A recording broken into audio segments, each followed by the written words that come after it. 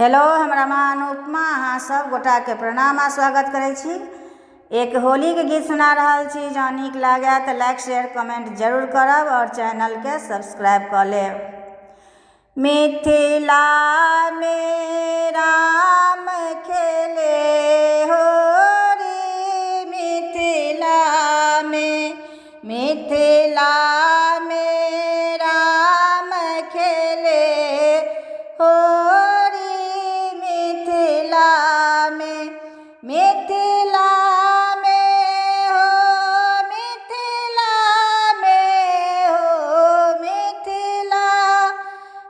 में हो, मिथिला में हो, मिथिला में राम खेले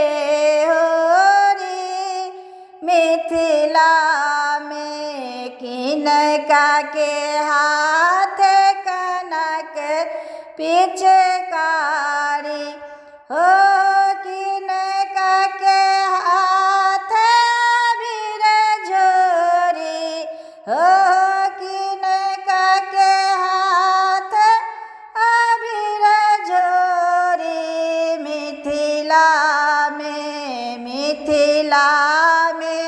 राम खेले होरी, मिथिला में राम के हाथ कनक पिचकारी हो, सीता के हाथ अबीर झोरी हो, सीता के हाथ अबीर झोरी, मिथिला में राम खेले होरी, मिथिला में किनका के भीजे पियर पीताम्बर हो, किनका के भीजे कुसुम चुनरी हो, किनका के भीजे कुसुम चुनरी, मिथिला में राम खेले होरी, मिथिला में राम के भीजे पियर पीताम्बर हो, सीता के भीजे कुसुम चुनरी हो,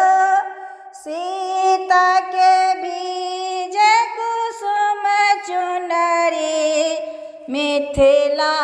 में राम